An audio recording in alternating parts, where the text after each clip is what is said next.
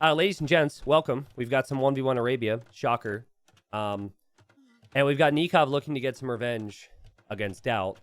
The previous game, we saw quite a few scouts and then some spearmen. And it turned into pikemen, monks, and then eventually castle drop from Doubt, who ended up getting the win.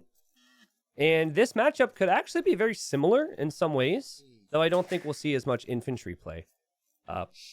Berbers are known for their very cheap sable units and having camel archers, as well as the camels being cheap from the stable.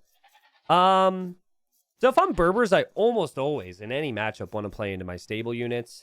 And then Khmer, they're more about cutting corners, not having to build their prerequisite buildings, being able to just open up feudal age very quickly with scouts, for example, or potentially archers. So, if I had to guess, I'd say we see a lot of stable units, just like in the previous game. However, I think that we probably don't see as many reasons to switch into pikemen. Like, I think the big reason we saw that in that other game was because Doubt was Lithuanians. And I think neither of these civilizations have really good infantry. I think Khmer do get halberdier, but I think they miss squires and the final armor. I know they missed the final armor because you can see that at the top left. As for the Berbers, they do not get halberdier. I like Doubt's map a little bit more, just because of how many wood lines he has. Like, look, he's got like 4 wood lines, all directions to choose from. Nikov doesn't really have a back wood line, but then again, he does actually have 4. And Nikov's might actually be easier to wall, to be honest. So I think it's pretty close. So anyways, we'll see. Both players being a little greedy at the moment. Nikov is, anyways. But yeah, Doubt is as well, as he's just pushing in some ostrich. Back to some of the conversation about the previous game, though. Crystar says, I think it's just a super rare situation. The wall being between the Vil and the Monk means the Monk couldn't close the distance to remain uncharged. And Doubt retargeted. Yeah, I know, but it was, for me, what was weird was, and I agree, it might just be a really rare situation. But typically, if you have a Monk trying to convert something, and that something leaves that line of sight or vision, at that point, the Monk just stops. And it's like, oh, I can't see that thing, so I can't chase that thing. The Monk stood there for like 10 more seconds. That's a really long time. But yeah, it was a really unique situation, believe me. Like, everyone calls Doubt the Lord. Maybe he might not be the Lord, but he might have connections with the Lord with that one. That was unique to say the least. And actually, I'm going to do this really unique thing where I press my hotkey on my little pad here that tells Hardy to edit something. Only Hardy, when you end up seeing this, whenever you see this, it was actually the previous game, about 20 minutes, with Doubt and Nikov and the Monk and the Scout. Okay? I forgot to press my button. I have a couple buttons here I press, and then Hardy will be like, oh, I got to do some stuff there because he can't watch every second, so. Okay. We'll see what happens in this game. Again, I'm expecting certain things. Could always be wrong. A little bit of walling here for Nikov. And, ooh, is Nikov going to go fast castle? Oh, please do it, Nikov. Oh, he's made farms, guys. He's going to do it. Yes! The tippity-top players never do this stuff, except for this one guy on the channel called T90 Extras, where he tried a 23 population fast castle on Acropolis against someone playing as the Japanese. And it was a very good game, and I highly suggest you subscribe to the T90 Extras channel if you'd like to see that one. But Nikov's gonna go fast castle, man! Ooh, man, he was close there, too. That scout could have killed that villager with no loom. But you can do this. I've seen it many times before. You don't have to build your barracks. You don't have to make a blacksmith and a market and all these things that normally require more resources. So Nikov's just walling up, and he's going to go for a risky play here, and Doubt's going for more of the standard approach. And the thing is, Doubt has no intel. This is all he saw. He has no intel. So he's thinking walls, and he's thinking feudal age, so he could play into probably something like scouts, just like the previous game. We could probably even tie in the previous game a little bit into this conversation. Hey, T90, you should consider casting the first game of Viper vs. Vinch set they played this morning. It was nuts and lasted over 2 hours. They ran out of wood. Hello, Foreseen Cow. I saw that game, and about halfway through it, I said, thank God I'm not casting this. It was... Listen, I like long games, but some long games are a drag. Other long games have, like, some really interesting things to talk about here or there, and some fun things where I, as a caster, you know, can get a little bit excited. That one didn't necessarily seem to be one of those games, at least in my mind. So I'm glad I didn't commit to casting it, because I was going to cast that series. But I was like, yeah, no, maybe not. And oh, what a good choice that was. What a good choice. Anyways, Nikov, he's going to lose his scout here because he's later to the next stage. But his resources are amazing. And I think he's going to be able to click up the Castle Age the second he hits Feudal. Now, the weakness of this strategy, guys, is just sometimes you make it a Castle Age and you have limited options. And sometimes your economy is not so good either. But, oh my god! Look at it! 0 seconds of TC idle time. Arabia, Castle Age. Nikov, you're a god, man. This is so cool.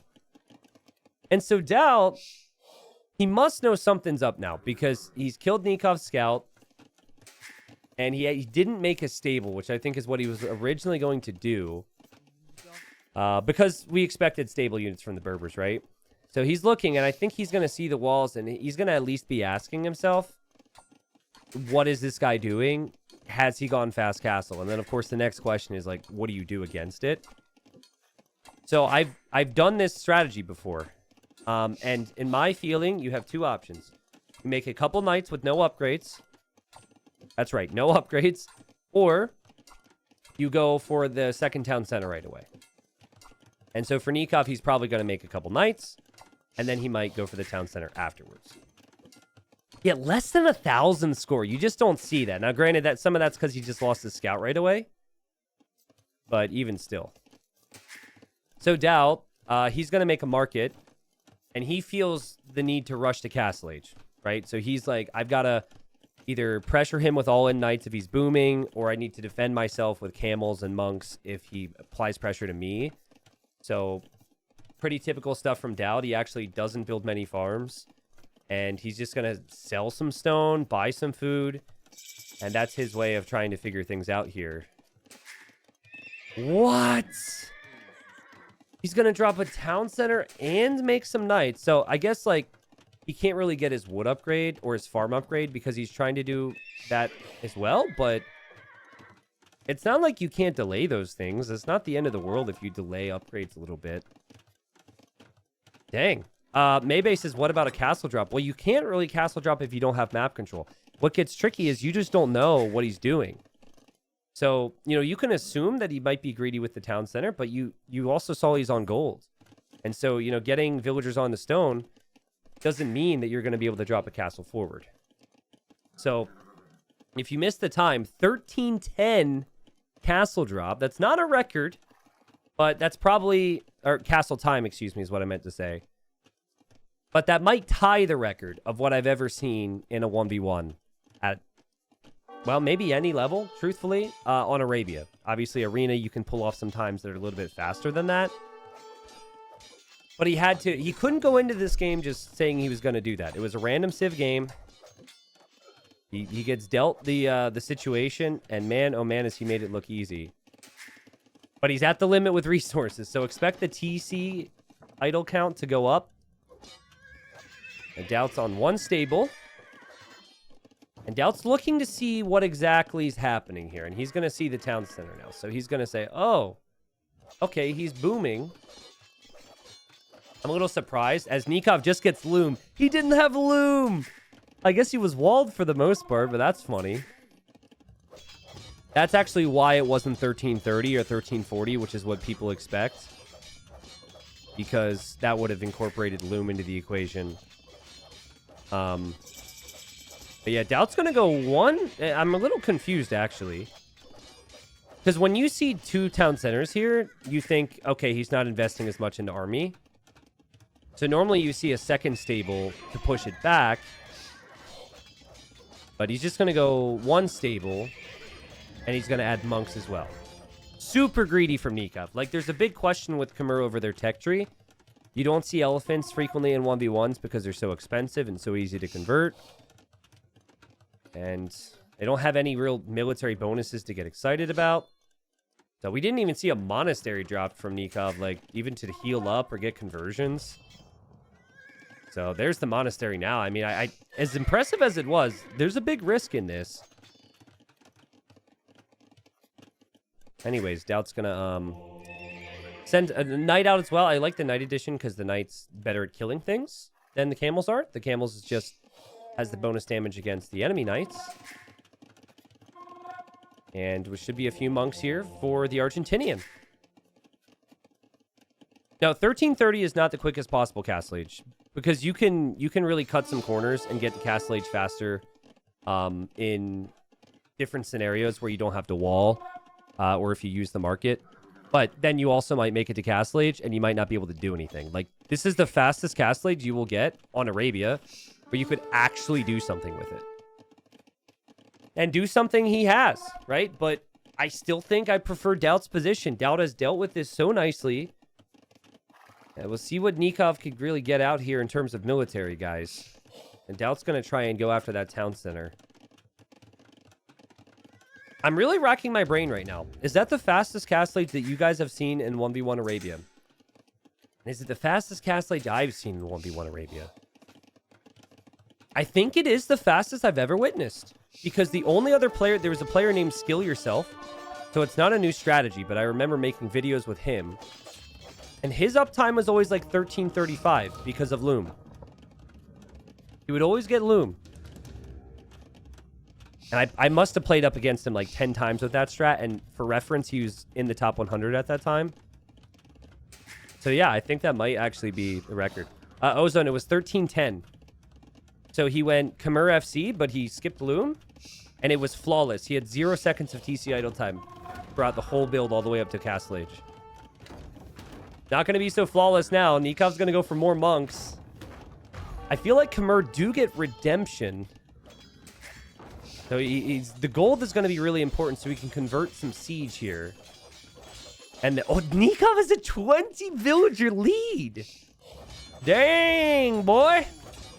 That's sick. I mean, if I'm correct and Khmer do get redemption, that could stop this entire push. And that could...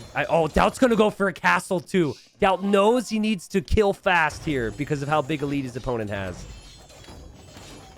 Wow. Yeah, Ozone, it was 24 vills. It was 24 villagers, no Loom.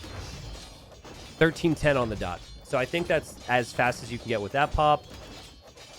I've seen 23 pop, but I've only seen 23 pop with Loom, which should equate to about the same time, I think, if math serves correctly, but let's see if Nikov has Sanctity here.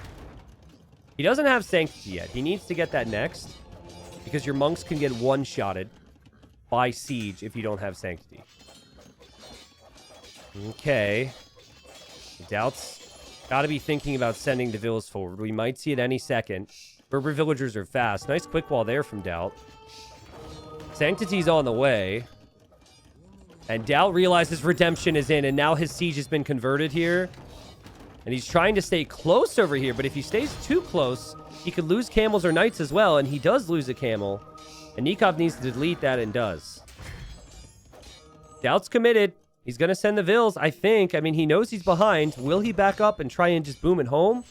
Or will he just send everything? 71 vills versus 43. Sheesh. This is crazy. And Nikov's farm count is wild, too. Khmer, they don't need to drop off farms at mills or TCs. You can just place them anywhere. My favorite. A bit awkward for Nikov because he's going to move out into the darkness. But Doubt's got vision on all that. And so that's why Doubt's going to go this way. Doubt can see the monks are over here. Oh, that's so cool. And the difference the outpost could make. I almost feel like Doubt should not start to convert these knights because he doesn't want to alert Nikov too early to come over here. Oh, God. Oh, this is sick. What a great game. This is so... like, what do? You can't give your army to Nikov. I think you have to send your army away. Oh, God. You can't give your army to him, Doubt, but he needs to protect his villagers. Oh, this is crazy. Conversion swung the previous game if you missed it. And let's see what gets converted here. The siege is going... He's trying to convert the siege. He doesn't convert the siege. And Doubt's going to get the castle up. Doubt is actually going to punish this. Oh, man. Look at all the eco that's next to this, guys. This is insane. Nikov was hoping he could deny that. He was close. But now everything's going to fall apart. And Doubt is 40 villagers behind. But he's got the perfect castle spot. Even just adding fletching onto this. Fletching's a great choice. This TC will go down. Watch the idle time for Nikov, by the way. Very hard to keep everything working when this happens. And very hard for him to access gold, right? He can't take this gold. He can't take this gold comfortably. And he can't take this gold. So all of his golds are hit. And Doubt even has vision on this gold, too. That's the neutral. How do you win without gold if you're Nikov right now? I like how Nikov's going to try and research some technologies here, but man, oh man, this is rough. And Doubt's got some town centers at home. His eco is really far behind in terms of vill count. His food count, his wood count, all of that has struggled, I'm sure. And Nikov has pretty much decided, I need to get my own castle. And you can see he's heavy on stone. And I need to try and get this gold. But he taps out here, guys. He realizes that's just too tough for me to do. I'm not going to be able to accomplish it. And unfortunately, with the fastest castle time that we have seen in Arabia, Nikov loses the game. But it was still a great game. It was just like so good from Doubt. I think outposting was huge. You know, him having an idea of where all the resources were, where all the gold was crucial here. And then I think he had like just enough army, just enough siege, just enough villagers to build the castle. It would have been awkward from here, but I actually think Nikov could have justified playing on further. But guys, only if he knew what we knew. Like right now, this doesn't feel like you have a 25 vill lead. You've got a castle on your face. You've got army raiding you on each side. And the score for Doubt is way higher. So I think as a player, you probably feel as though you maybe only have a 10 villager lead. And a 10 villager lead doesn't feel good when you've got a castle next to 2 town centers. So I actually think there's a world. If Nikov sent all of his monks here, he could maybe hold on until he gets a castle here. And then, I don't know, like rush Imperial Age and treb that down or something. But, I mean, I still think Doubt would have probably dropped more castles. And I think Nikov would eventually lose. That castle spot was just so important. You know, maybe, like Ozone suggesting, like Nikov focus too much on the boom. Like when you have the vill lead, sometimes you just need to let those villagers work, spend those resources, and actually intentionally stop making villagers. Just so you have the resources to make army to push back. Like, I think Pikeman would have been really good with how much food and wood eco he had.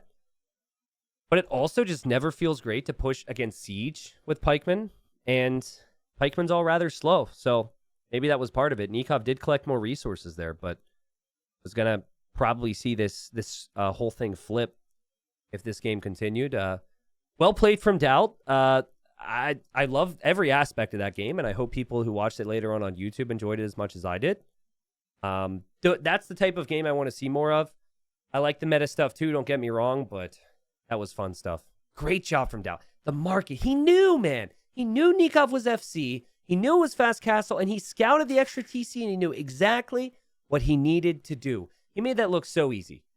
I fall 30 villagers behind. There's no way that I can apply the amount of pressure in the spots I need to all the time.